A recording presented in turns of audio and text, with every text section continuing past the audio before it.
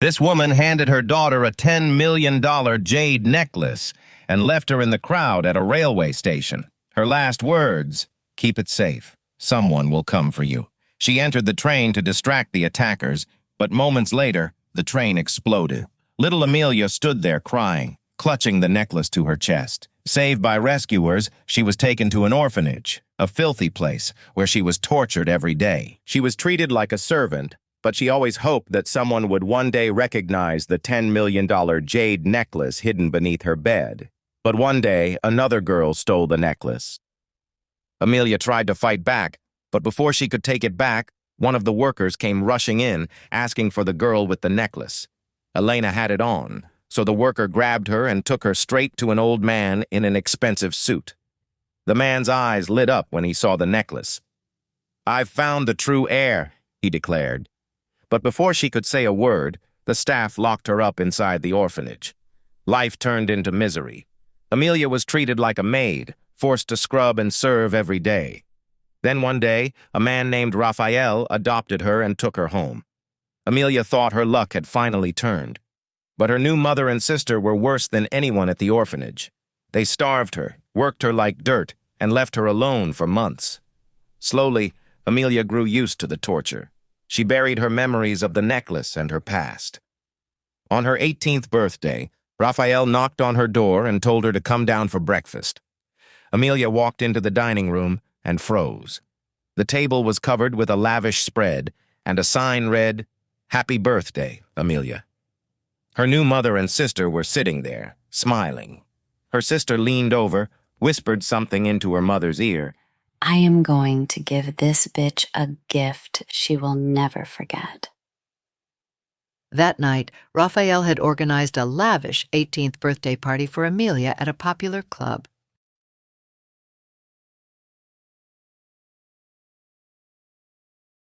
Dressed in a stunning gown, Amelia looked radiant. For the first time in what felt like an eternity, genuine happiness bubbled within her. She laughed with Raphael and a few of his friends who had come to celebrate.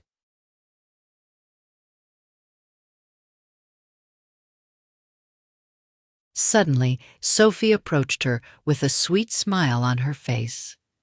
"Happy birthday, sister," she said, her tone dripping with false sincerity. She held out a glass. "I'm really sorry for everything I did. Why don't we be friends and put all this behind us? Let's drink to our newfound friendship." Amelia was skeptical. Could Sophie truly be sincere? But the festive atmosphere and the rare feeling of joy made her hesitant to doubt her stepsister's intentions. She thought maybe, just maybe, Sophie was finally trying to make amends.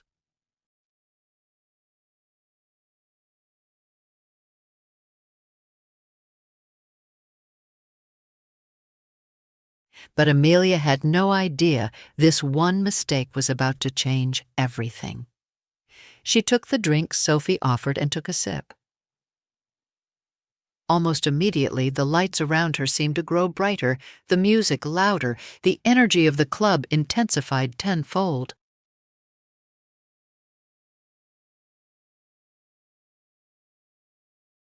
Amelia giggled, a strange lightness taking over her body. She was high. Sophie had laced her drink with ecstasy, a potent drug. Sophie's gift was not reconciliation, but a cruel act of sabotage, hoping to see Amelia lose control and create a scandal. The drug had melted Amelia's inhibitions away, and she was dancing and partying with no care in the world. The next thing she knew, she was in the arms of a breathtakingly handsome, Spanish-looking man, his lips locked with hers. Amelia didn't hesitate to reciprocate, lost in the intoxicating haze of the drug and the moment. She woke up the next morning, naked, in a beautiful and luxurious hotel room.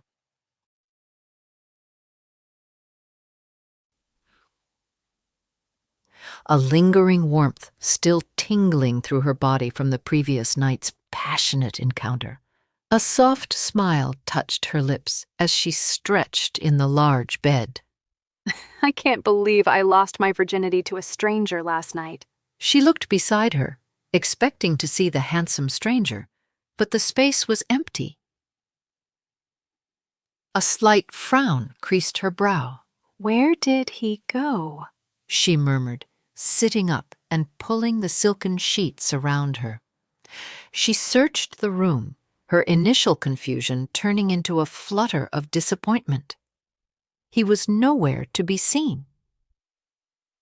Just then, the doorbell rang. A wide smile bloomed on Amelia's face. He came back, she thought, her heart skipping a beat. She hurried to the door and swung it open, but the sight that greeted her was far from what she expected. In a matter of seconds, the room was stormed with a team of armed bodyguards, followed by a man in a suit. Amelia froze. There was something about men dressed in black suits that took her back to her childhood.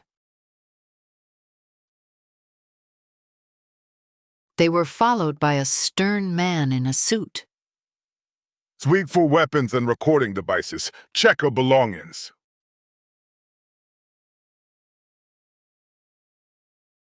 He pinched his brow. I don't know what he was thinking about betting a stray local without screening her first. If the suited man had known who Amelia truly was, would he have had the courage to speak such filth aloud? Don't touch me! What do you want? Amelia screamed at the suited man. Mr. Cortez, attorney at law. My client is the gentleman you spent the night with. He shoved a paper at her. Sign this NDA and leave. Her head spun. Where is he? She couldn't remember his name. Wait, did he even tell me? Who the hell did I sleep with? And why does he have a SWAT team? Is he the son of some kind of mafia boss? Amelia thought. Mr. Cortez rudely snapped at her. Miss, where is your cell phone? Did you take any photos or video recordings of him? We took a selfie. A guard yanked her phone from her purse. Cortez ordered, Delete it. Wipe all traces. That's my property. Amelia seethed. She would have slapped them if she weren't stuck naked under the sheets. Where is your client? I want to speak with him, now. The lawyer pushed his glasses up his nose. He's gone. His jet left this morning. You won't see him again. Amelia's face fell as she fought the sting of tears threatening to stream from her eyes. How did she go to sleep in heaven and wake up in a living hell? Defeated, her voice cracked. Well, can I at least know his name? Mr. Cortez looked at her with no emotion. If you don't know him, it's because he chose to remain anonymous. That's the protocol he's instructed to follow for all intimate encounters. It's nothing personal. His words were a punch to Amelia's gut. Now please sign this NDA stating you won't attempt to defame or blackmail my client. Cortez handed her a contract and a pen. A single tear fell onto the document as Amelia signed it. How was she supposed to defame a man whose name she didn't even know? And now that they deleted the only photo she had of him, it was as if the night they shared never happened. She felt embarrassed, stupid, and ashamed. Tell your client he disgusts me, and I'll never forgive him for treating me like this.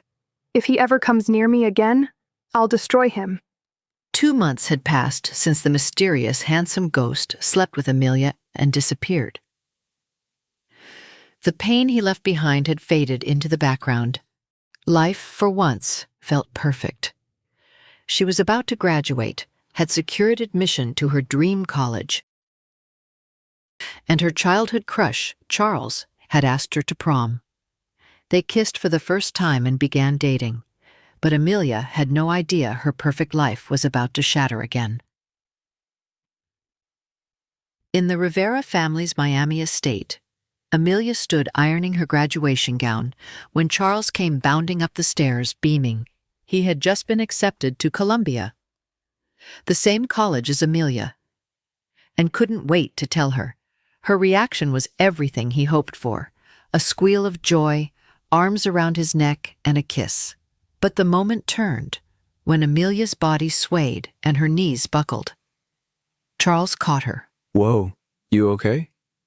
At the clinic, the truth landed hard.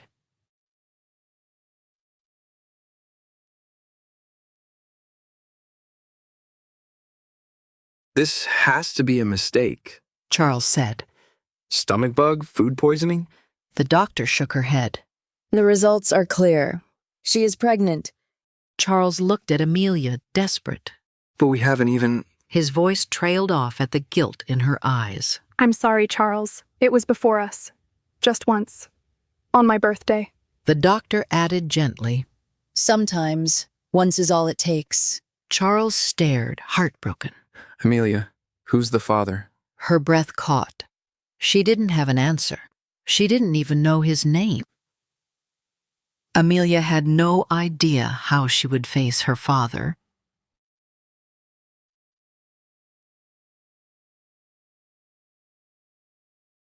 Disgrace! Rafael Rivera's voice roared as he flipped the coffee table. Amelia and Charles sat frozen before her furious father. How could you be so reckless? Charles, you animal! Dad, it wasn't Charles. Amelia cried.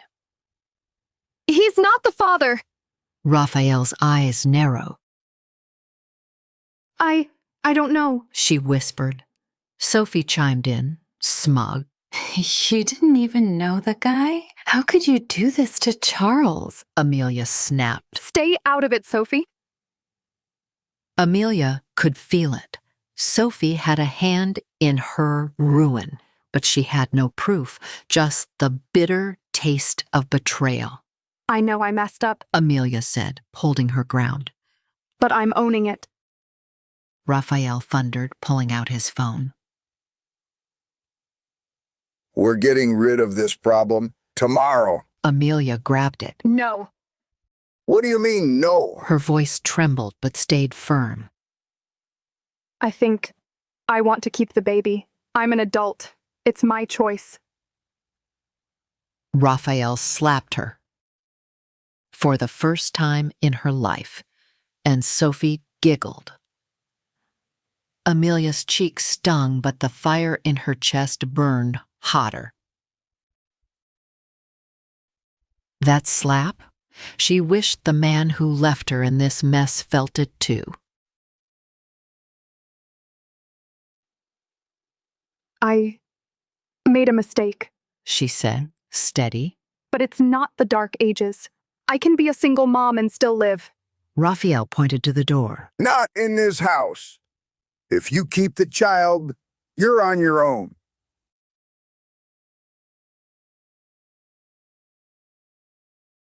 Amelia walked out. And Charles followed, pleading with her to stay. Through tearful eyes, she told him he deserved better. Columbia, a clean future, not the weight of her mistakes. Though it broke her, she let him go, choosing to walk away before her resolve crumbled. Their paths had to split. What Amelia didn't know was that this one mistake would haunt her forever. Amelia had no idea who her child's father was, but she had one lead, Mr. Cortez. One email later, she was in his office, determined to deliver a message. Whoever his client was, he had wrecked her life. Miss Rivera, lovely to see you. She cut him off. I only reached out because your client deserves to know he has a child on the way, not that he knows anything about responsibility. And just so we're clear, I'm keeping this baby. I didn't come here to be bullied. Mr. Cortez folded his hands with a smirk. My client supports your decision. Amelia blinked. Wait, really? He still has no intention of being involved and will remain anonymous. Of course. She rolled her eyes. Still awful. Mr. Cortez slid a document toward her. You signed an NDA. There's a clause releasing my client from all parental responsibilities in case of pregnancy. He chuckled. Do you not read what you sign? Free legal advice. Amelia clenched her fists. Why did I even bother? Have a good day, Mr. Cortez. Miss Rivera. His tone stopped her. You'll want to hear this. She paused. My client is offering to cover all medical expenses and provide a stipend until the child turns 18. Amelia stared at him, suspicious. Is this real? What's the catch? Mr. Cortez slid another contract across the table. Sign this and the support is guaranteed. She narrowed her eyes. What am I agreeing to? If, at any point in the next 18 years, my client chooses to be involved, you'll grant him shared custody. You and the child must move into his home. This asshole is unbelievable. Amelia shot to her feet, her chair crashing back. So if he randomly decides to play dad, I'm supposed to uproot everything and move in, just like that. You're getting ahead of yourself. That would only happen if he steps into the role. Amelia sat back, thinking. Her father had cut her off. Raising a baby alone wouldn't be easy. And so far, the guy hadn't done one decent thing for her. Odds were he never would. If only Amelia knew her real identity. Keep this safe. It'll unlock your future. She wouldn't have had to settle for the pennies being thrown her way. She would have met Mr. Cortez with more ferocity. But having nowhere to turn, she had to accept the conditions for her child's well-being. But she had no idea this was only taking her closer and closer to her real identity. A mischievous smile crept across her face. Fine. If he ever crawls back, at least I'll know who the bastard is. And if he makes us move in, I'll make his life hell. Where do I sign? Amelia half expected her child's father to show up the day she gave birth to her healthy baby boy, Max Rivera. But 6 years passed, and he never did. But fate had a twisted sense of humor, because just when she thought she was free of him, life had other plans. Amelia had built a simple, fulfilling life with Max, now 5. After being cut off by her father, she stayed in Miami, juggling college, motherhood, and an internship until she earned her degree.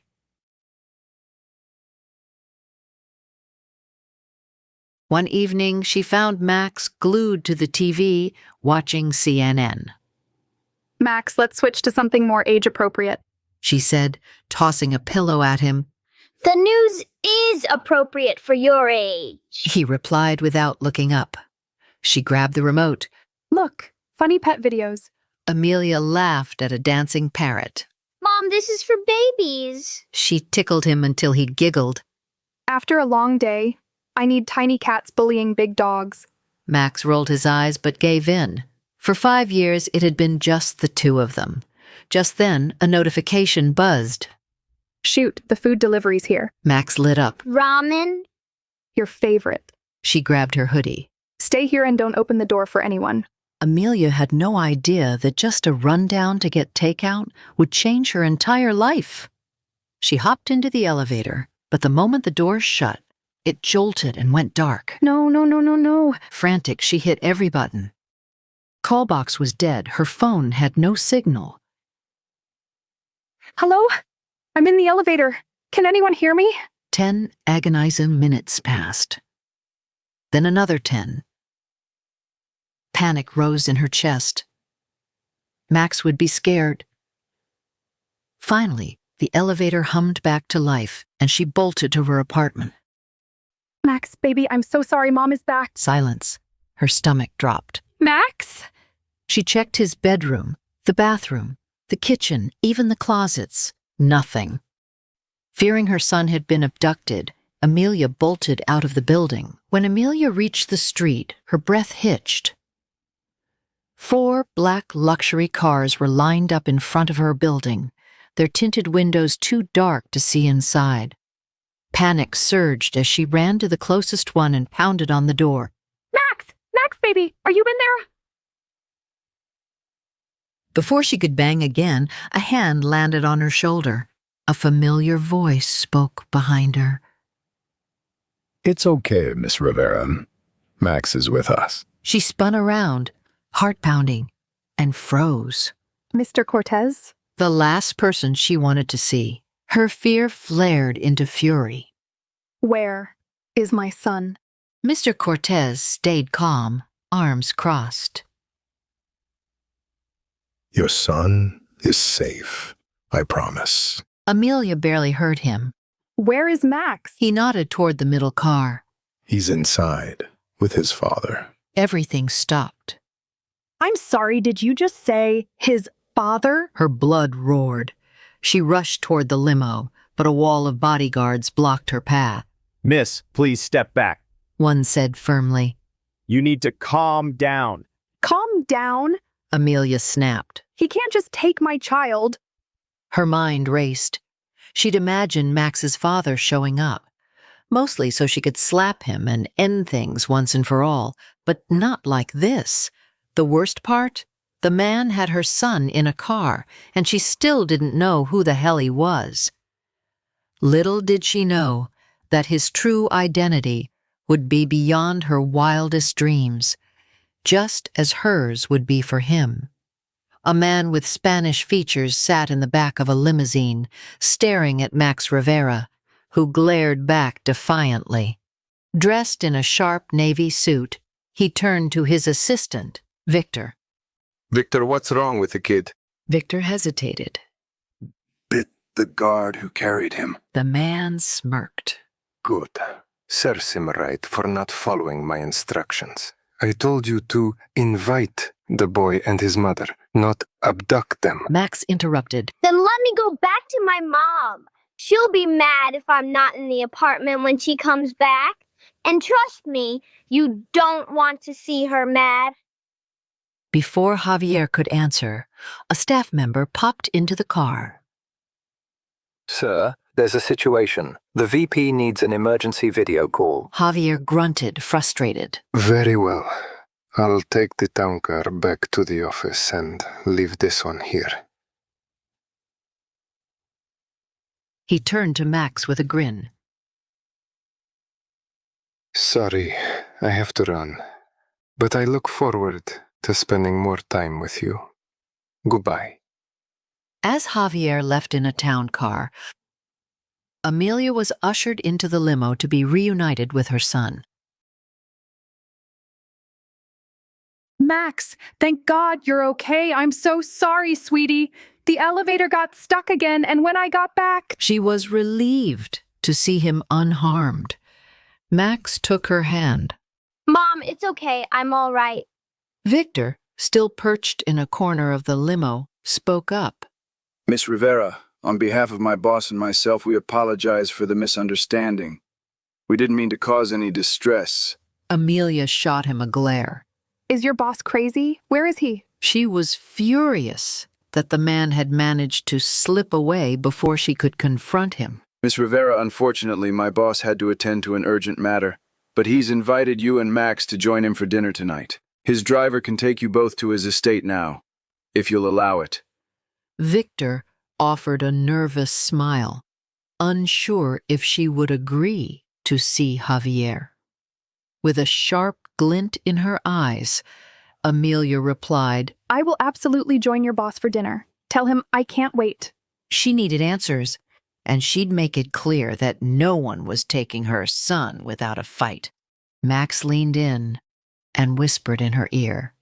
Mom, the man that was here before, he said he's my dad. Amelia's heart tightened. This was not the conversation she expected. It's a complicated story. The short answer is yes, he is. But I'll explain later, okay? The limo drove toward Javier's home, and when they crossed a bridge leading to a private island estate, Amelia's jaw dropped. Max's father lives here?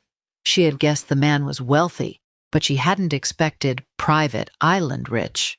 A member of the staff led Amelia down a long corridor to a lavish suite. Please make yourself comfortable here, Miss Rivera. The attendant said politely. You can wait here until you're called for dinner. Amelia nodded absent-mindedly. At 8 o'clock, Mr. Grant arrived to fetch Amelia for dinner, while Max was asleep. The butler led Amelia to the formal dining room, softly lit with candlelight.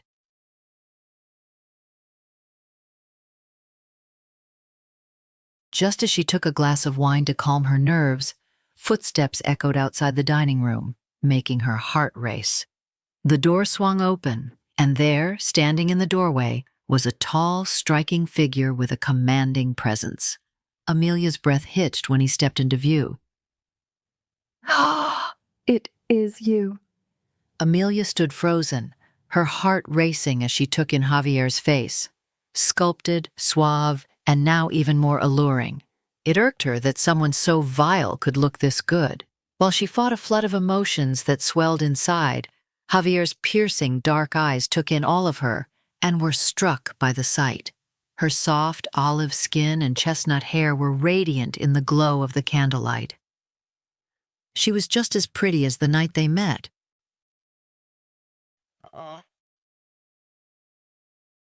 Javier took a step closer.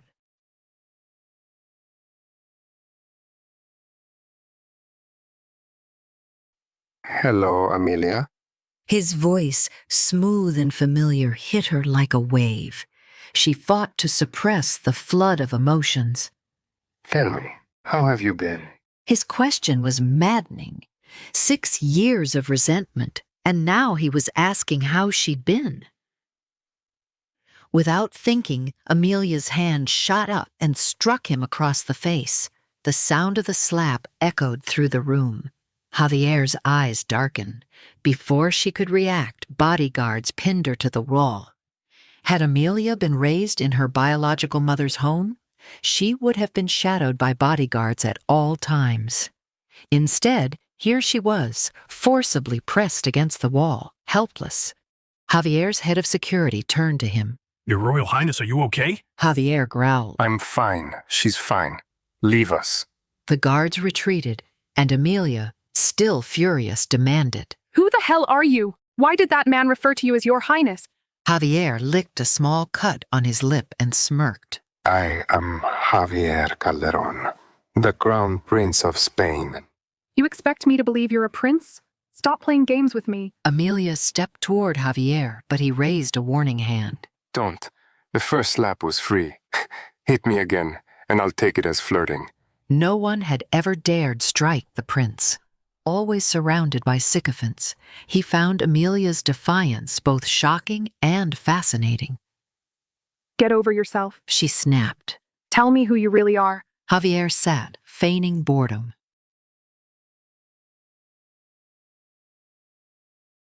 You have a phone. Google it. Skeptical, she searched for the current Prince of Spain. Dozens of articles confirmed it. Javier Calderón, Prince of Spain. Her head spun. Amelia steadied herself. Okay, Prince Calderón, what do you want? Why show up now? He straightened. Quite simply, I want my son. He should live with me. Amelia shot up, lioness instincts flaring.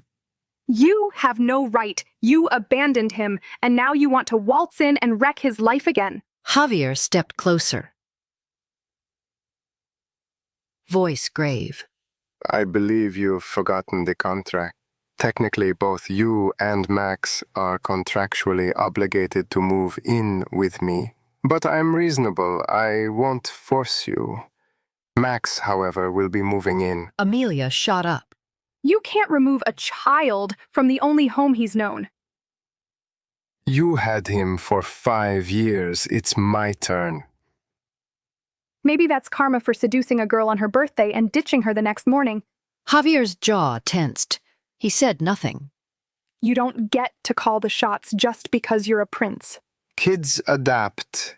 His life will be better here. That apartment of yours, it's a death trap. Remember the elevator? My men got in within minutes. She rolled her eyes. Abducting your own son isn't proof of anything. It proves it's not safe. Here he gets top doctors, real security, and a yard. Don't pretend that rundown building of yours is better. She couldn't argue with the resources. I know you can give Max more. He deserves that.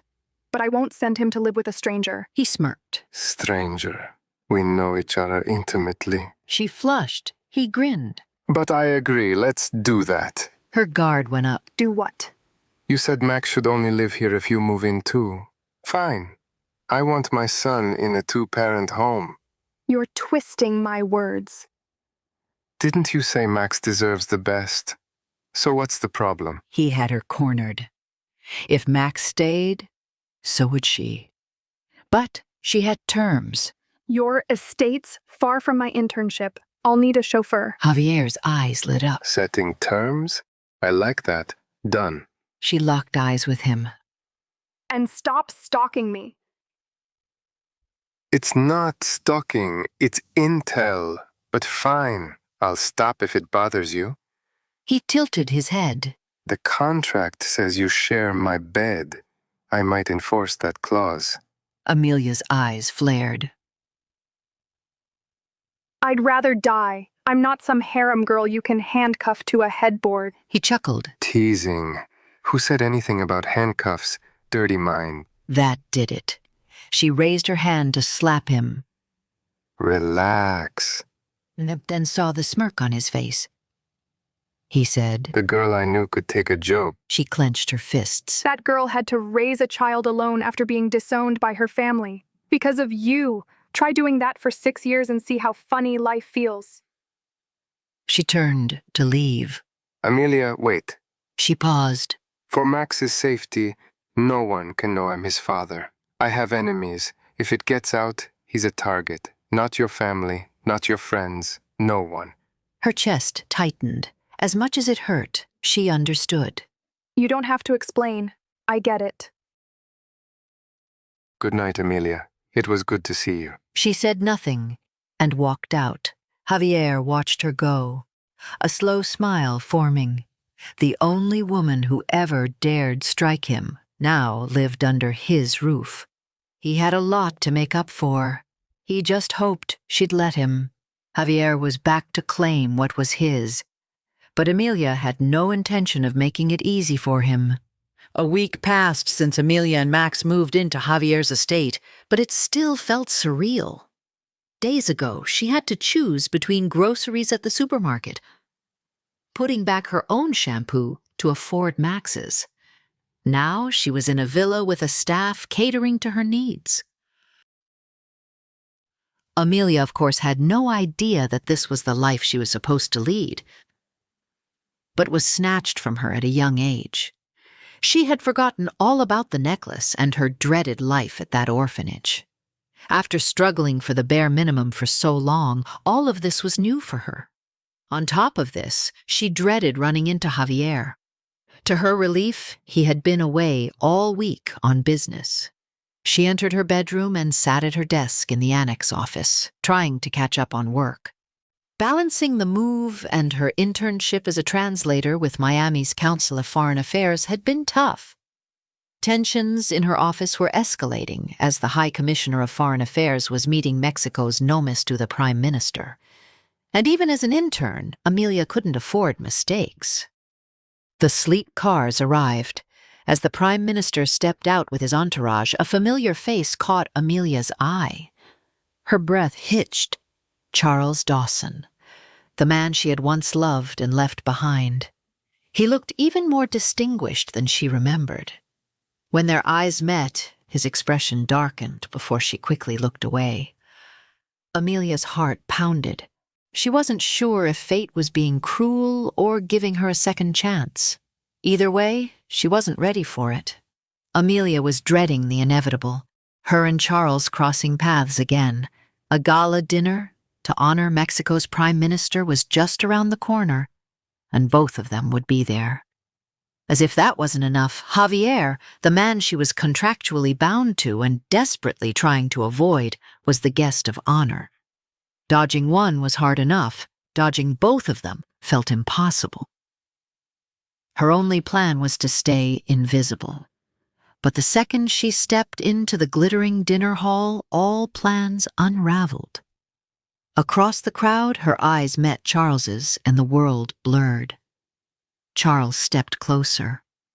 They stood frozen in awkward silence for a few seconds, until finally Charles broke it.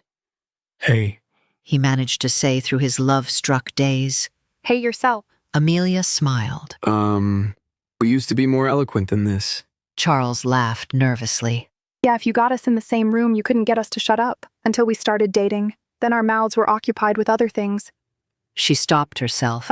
Sorry, I made it awkward. He shook his head.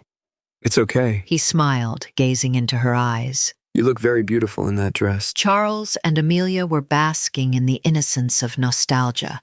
But from across the room, someone was seething. It was Sophie. She was dating Charles, but jealousy twisted in her gut like a knife. Just then, a voice shattered Amelia's thoughts. Amelia. Her eyes widened in shock as Javier kissed her. Sophie and Charles froze. Everyone in the gala was in shock to see the Prince of Spain kissing a common girl. Why did he do this? That, too, in front of everyone? Is he about to reveal their secret and humiliate Amelia tonight? What royal secret was about to unfold, and how will it affect Amelia? Wait, that's not the end. You've just had a free taste. Now get the full story on the Pocket FM app, link in description. Check out our next video and playlist, and don't forget to like, share, and subscribe.